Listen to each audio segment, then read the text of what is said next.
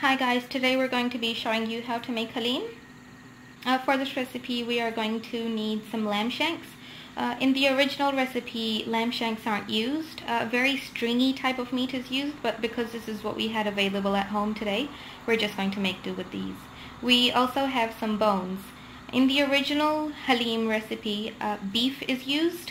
Other ingredients in this dish today are 1 cup of cracked wheat, 1 cup of barley, 1 cup of chana dal, 1/3 cup of dal masoor, 1/3 cup of dal moong, 1/3 cup of dal mash, and 1/3 cup of long grain rice. The spices we're going to be using today are 5 to 6 bay leaves, 20 to 25 cloves, 3 cardamoms, 3 inches of cinnamon, 3½ teaspoon of cumin seed, and 3½ teaspoon of whole black pepper. 3½ teaspoon of salt, 3½ teaspoons of chili powder, and 3½ teaspoons of coriander powder.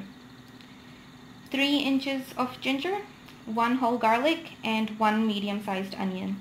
And to garnish the haleem, we're going to need some mint, some green chili, some ginger, and some coriander. And an essential part of this recipe is some lemon juice. Haleem is a very hard dish to make. As you can see, we're going to need 4 pots and pans. We're going to start off by washing the cracked wheat, and we want to add 3 times as much water as we have added wheat. After that, we're going to add the barley in a separate pot, and 3 times as much water as barley we used, and boil that as well. In the pressure cooker, we're going to add all the dals and the rice as well. Wash them and add 4 times as much water as you have dal. And we're going to pressure that. While the other things are cooking, we're going to slice the onion, add some oil, and cook that on a high heat and brown them.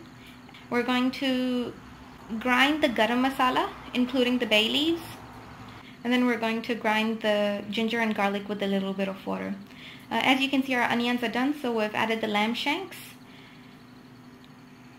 Then we're going to add the ginger and the garlic paste that we just made, and the marrow bones as well. We're going to mix it, add the garam masala and the remaining spices, and we're going to add enough water to cover all the meat. And we want to add lots of water to the pressure cooker because the meat's going to be pressured for a very long time, 30 to 35 minutes. Because we're adding a lot of water and we don't like waiting for the water to heat up before the pressure, we usually just preheat our water in the kettle and add that. That makes everything very easy. While the meat is being pressured, we're going to check up on our wheat and barley. As you can see, our barley is now done, and so is our wheat. If you like your haleem to be very smooth and not very grainy, then we recommend that you blend the wheat and the barley before you add them to the meat. In the meantime, we're going to start chopping the garnishes, the mint, the chili, the ginger, and the coriander. And we're going to start frying the onion for the tadka. We're going to add lots of oil and fry the onions on a high heat. As you can see, our dals and rice is also ready. And we're going to mash it with a potato masher, but the easier option is just to blend it in a blender.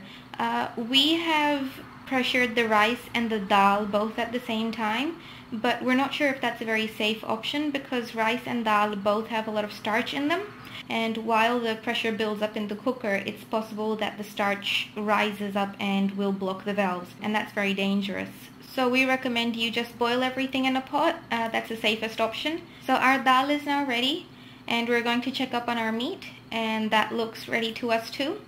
We're going to take the meat out, and using 2 forks, we're going to separate the meat from the bones. We're also going to crush the meat so it's broken up.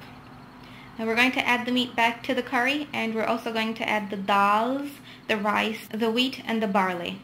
We're going to mix it, add a heap of lemon juice, and while that's cooking, we're going to add the tadka. So we're going to separate the onions first, and if there's 1 or 2 still remaining in the oil, then that's okay. You can just add them to the haleem. Then we're going to mix it in. We're going to keep cooking this until the haleem is a thick consistency, and plating it out, we're going to add just a little bit more lemon juice. And I personally like chaat masala, Shan's chaat masala with our haleem. We're going to garnish it with the green chili, the ginger, the mint, the coriander, and the onion. We hope you've enjoyed this recipe. Give it a try. We hope you like it. Good luck and thanks for watching.